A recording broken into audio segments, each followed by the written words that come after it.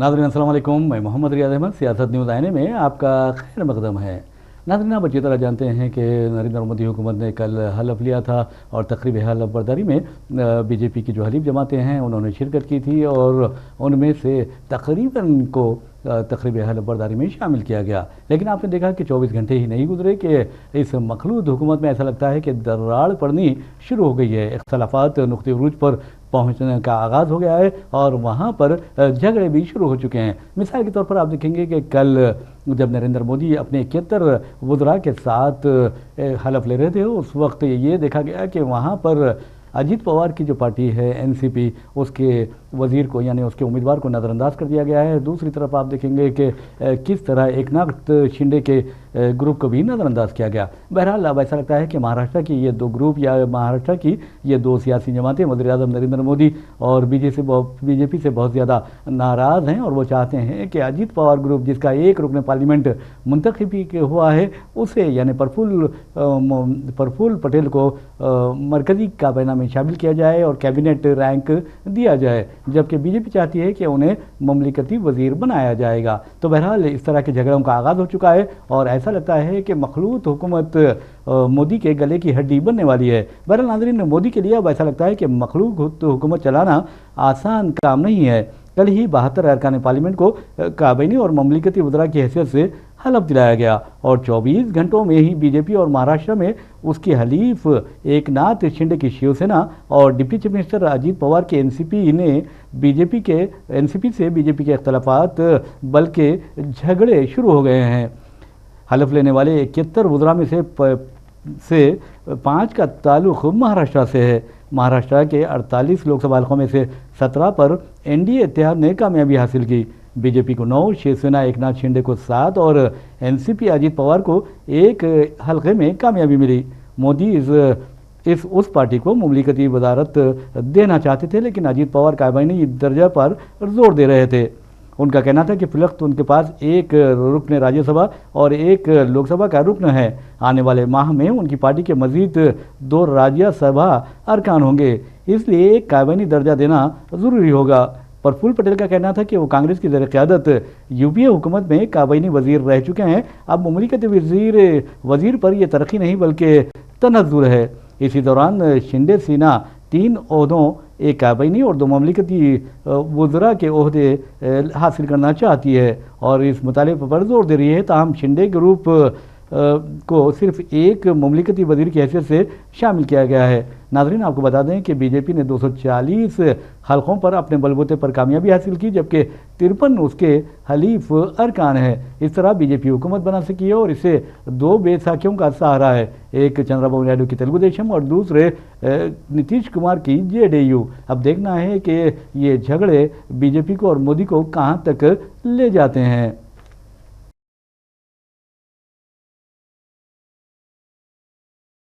नाज़रीन, आप अच्छी तरह जानते हैं कि नरेंद्र मोदी तीसरी मियाद के लिए ओहदे वज़ारत-ए-आज़मा पर फायज़ हुए हैं और उनका जो गुरूर और तकब्बुर और ज़ोम था वो ऐसा लगता है कि रुखसत हो गए हैं, क्योंकि उन्हें इस मरतबा कोई अक्सरियत हासिल नहीं हुई। नाज़रीन, आपको ये भी बता दें कि जहाँ तक नरेंद्र मोदी का सवाल है, वो बार बार दावा कर रहे हैं कि तीसरी मरतबा मुंतखब होने वाले दूसरे वज़ीर-ए-आज़म है और उन्होंने पंडित जवाहरलाल नेहरू जो मुल्क के पहले वज़ीर-ए-आज़म थे उनकी बराबरी कर ली है। लेकिन ऐसा हरगिज़ नहीं है। जो सियासी पंडित है, जो सियासी माहिरीन है और जो दानिश्वर है, वो कहते हैं कि मोदी 2 मरतबा अक्सरियत हासिल किए हैं और तीसरी मरतबा उन्हें अक्सरियत नहीं मिल सकी, बल्कि उनकी पार्टी जादुई अदद यानी 272 से 32 नशिस्तें दूर रह गई। इस तरह मोदी की पार्टी को सिर्फ 240 नशिस्तें हासिल हुई और उन्होंने वाज़ेह अक्सरियत कामयाबी हासिल करने से दूर रहे हैं। बहरहाल नाज़रीन, मोदी तीसरी मियाद के लिए ओहदे वज़ारत-ए-आज़मा पर फायज़ हो गए हैं। इस मरतबा मोदी हुकूमत ने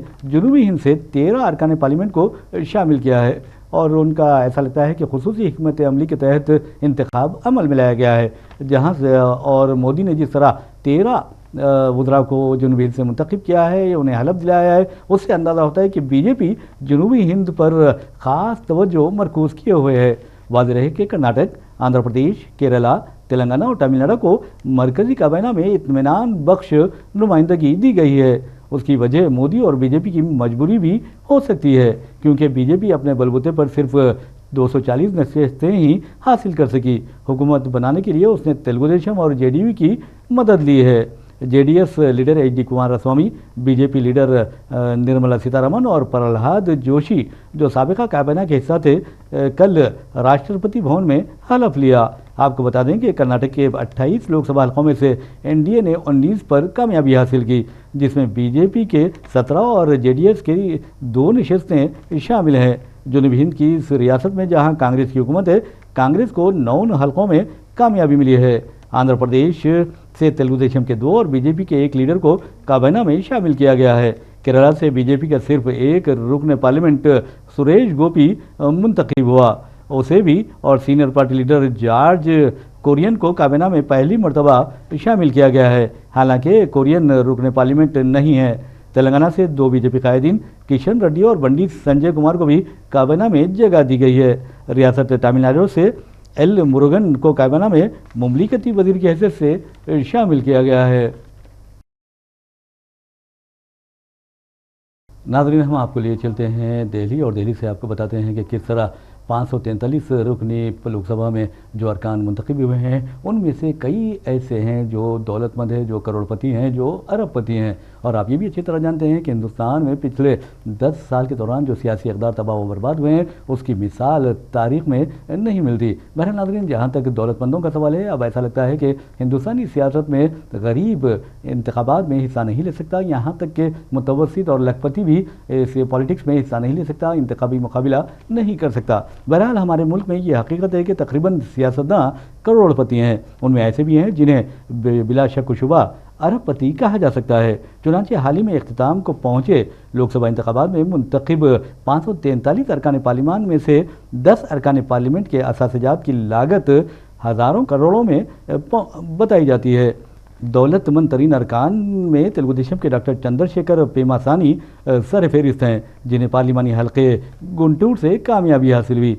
5,705 करोड़ रुपए मालियती असासों के वो मालिक हैं। इन दौलतमंद तरीन अरकान पार्लियामेंट में बीजेपी के 5, तेलुगु देशम के 3 और कांग्रेस के 2 अरकान शामिल हैं। दौलत व असासों के लिहाज से हल्के चेवड़ा से कामयाब हुए बीजेपी उम्मीदवार कोंडा विश्वेश्वर रेड्डी 4,568 करोड़ 22,22,024 रुपये मालियती असासों के साथ दूसरे नंबर पर हैं। बीजेपी के नवीन जिंदल तीसरे नंबर पर हैं। वो 1,241 करोड़ 47,68,000 असासों के मालिक बताए जाते हैं। तेलुगु देशम के प्रभाकर रेड्डी बेमी रेड्डी, जिन्होंने नेल्लूर से कामयाबी हासिल की, उनके असासों की मालियत 716 करोड़ 33,22,265 रुपये बताई गई है। बीजेपी के सीएम रमेश के इमला की लागत 497 करोड़ 60,24,996 रुपये बताई गई है। मध्य प्रदेश के हल्के गुना से मुंतखब बीजेपी एमपी ज्योतिरादित्य सिंधिया इस फहरिस्त में 6वें नंबर पर हैं। वो 424 करोड़ 74,94,078 रुपये मालियती जायदादों के मालिक हैं। इंडियन नेशनल कांग्रेस के छत्रपति शाहू शाहजी 342 करोड़ 46,68,000 रुपये मालियती असासे रखते हैं। तेलुगु देशम के श्री भारत मथुकोमली 298 करोड़ 95,86,580 रुपये मालियती असासे रखते हैं। फिल्म अदाकारा से सियासतदान बनी हेमा मालिनी की दौलत के बारे में बताया गया है कि उनकी दौलत 278 करोड़ 93,68,227 रुपये है। दौलतमंद तरीन अरकान पार्लियामेंट की इस फहरिस्त में 10वें नंबर पर डॉक्टर प्रभाकर मल्लिकार्जुन है, जो 241 करोड़ 28,03,910 रुपये मालियती असासे रखते हैं। आपको याद दिलाने कि 240 पार्लियामानी नशस्तों के साथ बीजेपी सबसे बड़ी पार्टी बनकर उभरी, जबकि कांग्रेस के 100, समाजवादी पार्टी के 37, तृणमूल कांग्रेस के 29, डीएमके के 22, तेलुगु देशम 16, जेडीयू 12, शिवसेना उद्धव बाला साहब ठाकरे 9, एनसीपी शरद पवार 8, शिवसेना शिंदे 7, लोक जनशक्ति पार्टी रामविलास 5, वाईएसआरसीपी 4 और दूसरे जमातें इस फहरिस्त में शामिल हैं। नाज़रीन, हम आपको लिए चलते हैं मक्कातुल मुकर्रमा। नाज़रीन, आप अच्छी तरह जानते हैं कि हज का सीज़न है और खादिमुल हरमैन शरीफैन ने एक हुक्मनामा जारी किया है, जिसके तहत 1000 से ज़ायद فلسطینی شہداء اور فلسطینی جو زخمی ہوئے ہیں ان کے ارکان خاندان کو حج کی دعوت دی گئی ہے اور حکومت سعودی عرب اس کی میزبانی کرے گی۔ بہرحال خادم الحرمین شریفین سلمان بن عبدالعزیز نے ایک حکم نامہ جاری کیا جس کے تحت غزہ پٹی میں جاری اسرائیل فلسطینی جنگ میں شہید اور زخمی فلسطینیوں کے خاندانوں سے 1000 مرد و خواتین کو حج 2024 میں مدعو کیا گیا ہے اور حکومت سعودی عرب ان کی میزبانی کرے گی۔ اسی طرح کے احکام ماہ مئی میں شہداء اور زخمی فلسطینیوں کے خاندانوں سے تعلق رکھنے والے 1000 ارکان کو حج 2024 میں میزبانی کے لیے جاری کیے گئے تھے۔ اسی طرح حج 2024 کے لیے حکومت سعودی عرب کے مہمان فلسطینیوں کی تعداد 2000 ہو جائے گی۔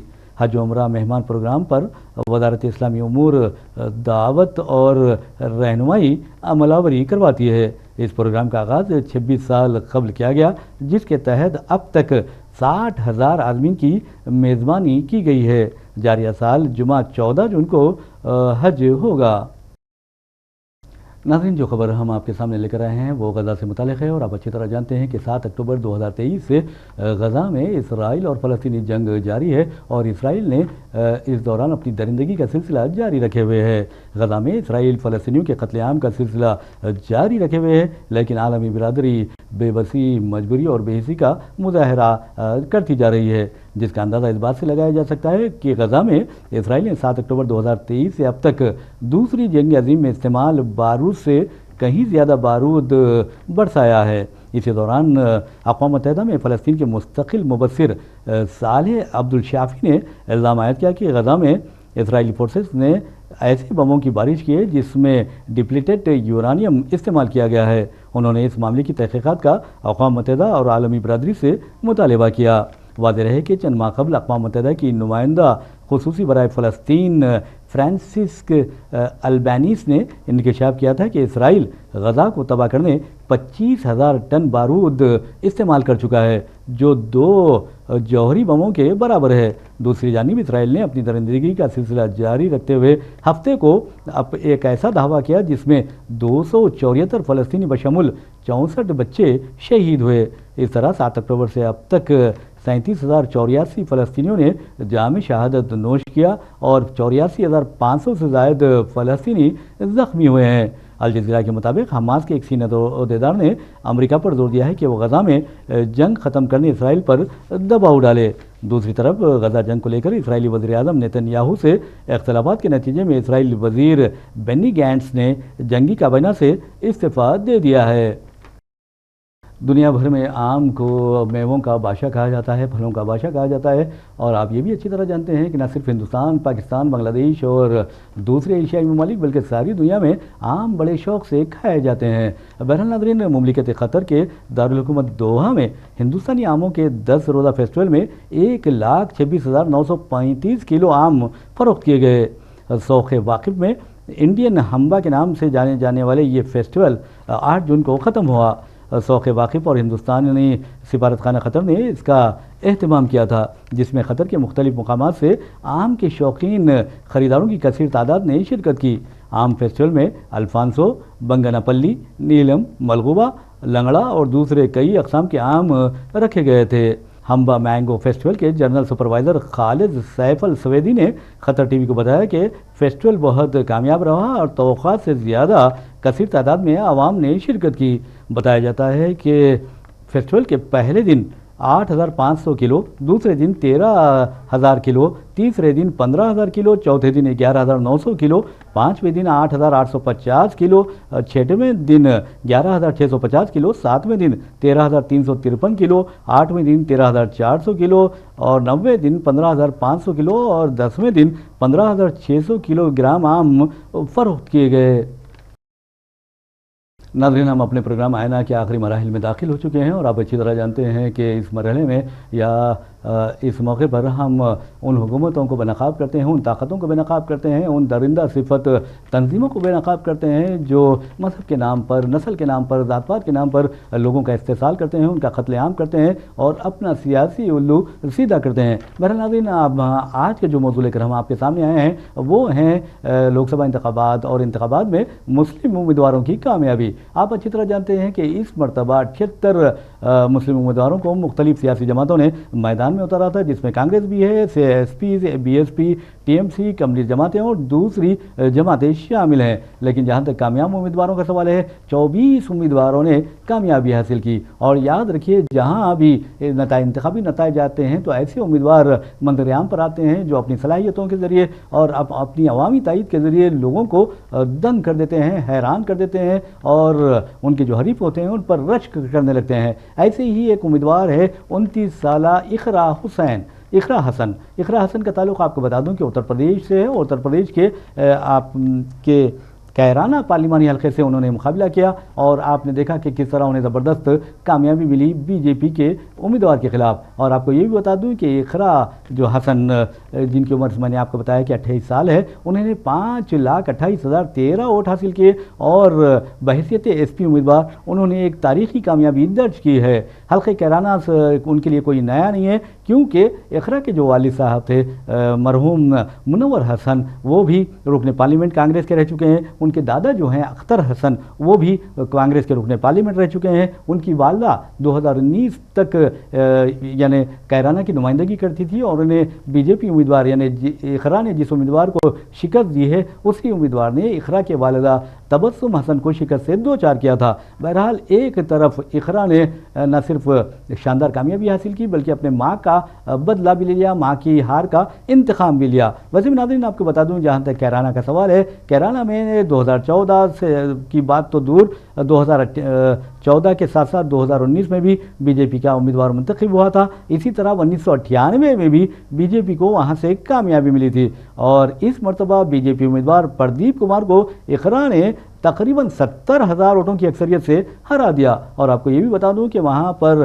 پہلے مرحلے کے تحت جو رائے دہی ہوئی تھی 62.46% رائے دہی ہوئی تھی۔ اور آپ کو یہ بھی بتانا ضروری ہے کہ اقرا وہ نام بن گیا ہے جس کا مطلب جد و جہد سمجھنے لگے ہیں لوگ۔ اور ناظرین، آپ کو یہ بتا دوں کہ اقرا نے لندن میں تعلیم حاصل کی ہے اور لندن میں اس وقت وہ سرخیوں میں آئی تھی جب ہندوستان میں CAA منظور کیا گیا تھا اور بی جے پی حکومت خاص طور پر امت شاہ عجیب و غریب بکواس کرنے لگے تھے۔ تو بہرحال اقرا نے لندن میں CAA کے خلاف احتجاج کیا اور سرخیوں میں چھا گئیں۔ اس کے علاوہ آپ کو بتا دوں کہ اقرا کے ایک بھائی ہیں ناہید حسن، ایک ہی بھائی ہیں انہیں، اور انہوں نے مسلسل 3 مرتبہ کامیابی حاصل کی بحیثیت رکن اسمبلی۔ اور ایک ایسے وقت جبکہ ناہید حسن جیل میں تھے، اقرا نے ان کی انتخابی مہم چلائی اور اپنے بھائی کو جیل میں وہ رہتے ہوئے بھی اپنے بھائی کی انتخابی مہم چلاتے ہوئے اپنے بھائی کو کامیاب بنایا۔ اور ناظرین، آپ کو یہ بتا دوں کہ اقرا کی جو ابتدائی تعلیم ہوئی اس کے بارے میں کہا جاتا ہے کہ کیرانہ میں ان کی ابتدائی تعلیم ہوئی، پھر کوئنس کالج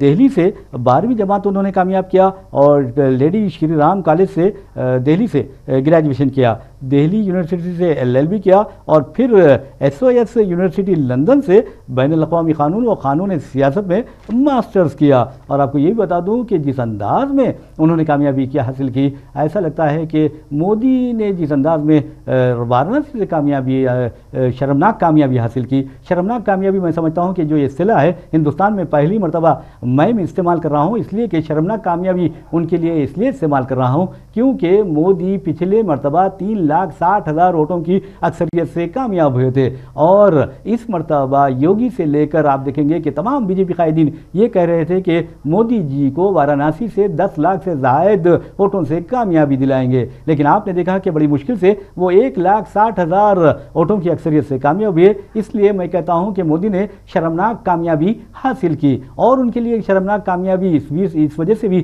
استعمال کی جا رہی ہے کیونکہ ایودھیا میں جہاں خود پنڈتوں نے کہا، جہاں شنکراچاریوں نے کہا کہ مودی نے ادھوری مندر کا افتتاح کیا تھا بحیثیت پریسٹ، بحیثیت پنڈت، اور آپ دیکھیں گے کہ اس موقع پر انہوں نے سوائے یوگی آدتیہ ناتھ اور آنندی بین پٹیل کے کسی اور کو اپنے ساتھ نہیں رکھا تھا۔ راجناتھ سنگھ، امت شاہ وغیرہ سب کے سب ٹی وی پر اس تقریب کا مشاہدہ کر رہے تھے۔ وہاں پر بی جے پی امیدوار کو شرمناک شکست کا سامنا کرنا پڑا۔ تو بہرحال ایک تو اقرا حسن کی بات ہم نے آپ کو بتائی ہے، اور اس کے علاوہ آپ کو بتا دوں کہ یوسف پٹھان نے ادھیر رنجن چودھری کو شکست دی، جو ایک بہت بڑا میں سمجھتا ہوں کہ یوسف پٹھان کا کارنامہ ہے، لیکن جمہوریت کو ایسا لگتا ہے کہ ادھیر رنجن چودھری کی شکست سے زبردست نقصان پہنچا ہے۔ پھر آپ کو بتا دوں کہ افضل انصاری، مختار انصاری کو جس طرح آپ نے دیکھا کہ شہید کیا گیا، پھر اس کے بعد افضل انصاری نے ہمت نہیں ہاری اور افضل انصاری کو زبردست کامیابی حاصل ہوئی پارلیمانی انتخابات میں۔ اب رہی بات ایک سب سے اہم امیدوار، جو میں سمجھتا ہوں کہ مودی کے لیے تازیان عبرت ہے، اور مودی کو ایسا لگتا ہے کہ مودی سے کہیں زیادہ وہ مقبولیت کی بلندیوں پر پہنچ گئے ہیں۔ ان کا نام ہے رقیب الحسن، عمر ہے 59 سال اور کانگریس کے یہ امیدوار ہیں، اور دھبری آسام کا ایک پارلیمانی حلقہ ہے جہاں سے بدرالدین اجمل 2009 سے مسلسل منتخب ہوتے آ رہے تھے، لیکن اس مرتبہ رقیب الحسن نے نہ صرف بدرالدین اجمل کو شرمناک شکست دی، بلکہ 1 لاکھ 2 لاکھ 3 لاکھ نہیں بلکہ پورے 10,70,000 کے قریب ووٹوں سے انہیں ہرا دیا۔ تو رقیب الحسن بھی بہت زیادہ اب چرچے میں ہے، اور رقیب الحسن کی بات یہ بتا دوں کہ NSUI کے ایک مقامی لیڈر تھے، بعد میں آسام NSUI کے وہ سربراہ بنے، اور پھر 2001 میں ترون گوگوئی نے انہیں ٹکٹ دیا، وہاں سے ان کی کامیابی کا سلسلہ شروع ہوتا ہے اور آج تک انہوں نے کوئی انتخاب نہیں ہارا۔ ہمنتا بسوا سرما کے ساتھ کانگریس کابینہ میں انہیں شامل کیا گیا تھا، وزیر بھی رہے، اور آپ کو یہی بتا دوں کہ آج آسام کا جو موجودہ چیف منسٹر ہے، جو اپنی فرقہ وارانہ بکواس کے لیے بدنام ہے، وہ بھی ایک مرتبہ شکست کھا گیا تھا، لیکن رقیب الحسن ہمیشہ کامیاب رہے، اور اب رقیب الحسن کو ہندوستان میں سب سے زیادہ یعنی 10 لاکھ سے زائد ووٹوں کی اکثریت سے کامیاب ہونے والا امیدوار قرار دیا جا رہا ہے، اور ان کی اہمیت کو تسلیم کیا جا رہا ہے۔ بہرحال ناظرین، اسی کے ساتھ اپنے میزبان محمد ریاض احمد کو اجازت دیجیے، انشاءاللہ پھر ملاقات ہوگی، پھر بات ہوگی، تب تک کے لیے اللہ حافظ۔